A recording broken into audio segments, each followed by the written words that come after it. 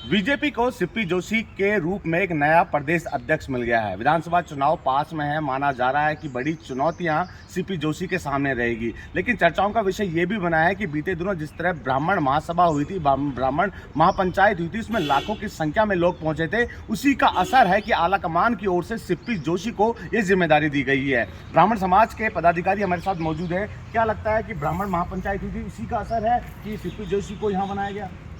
देखिए, लोकतंत्र में ये तो स्वाभाविक सी बात है, जो समाज जो जाति अपनी संख्या बल गिनाती है और लोकतांत्रिक प्रक्रिया में राजनीतिक दलों पे अपना प्रेशर बनाती है, तो उसका स्वाभाविक परिणाम निकल कर आना बिल्कुल स्वाभाविक है।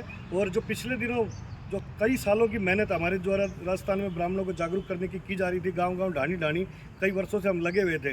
2012-13 के बाद इतना बड़ा कार्यक्रम राजस्थान की धरती पे हुआ है, तो उसका परिणाम के रूप में सीपी जोशी जी प्रदेश अध्यक्ष बने।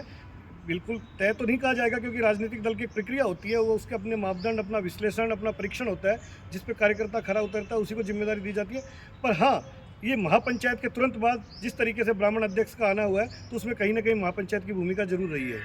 पहले जाट महासभा हुई थी, उसके बाद ब्राह्मण महासभा हुई, अलग अलग मांगे थी। आखिर ब्राह्मण महापंचायत का क्या मकसद था?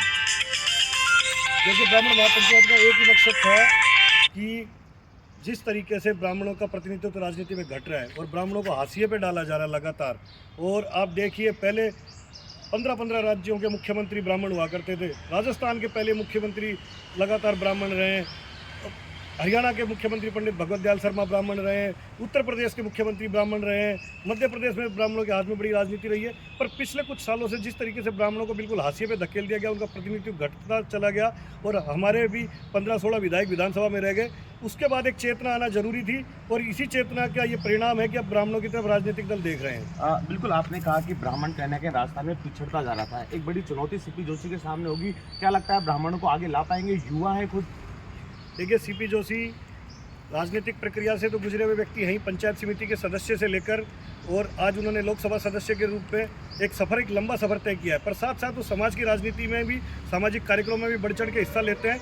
और सीपी जोशी, क्योंकि ब्राह्मण के साथ सब चलते हैं, ब्राह्मण सबको साथ लेके चलने में यकीन करते हैं, तो मैं उज्जवल भविष्य की कामना के साथ ये कहना चाहता हूँ कि सीपी जोशी जी इस जिम्मेदारी को बखूबी संभालेंगे, क्योंकि ब्राह्मण समाज राजस्थान में हमेशा एक लीडिंग रोल में रहा है, नेतृत्व के रोल में रहा है और ब्राह्मण जहाँ पहल करता है उसके पीछे सब चल पड़ते हैं। इसलिए सीपी जोशी जी का कार्यकाल बहुत ही स्वर्णिम रहेगा।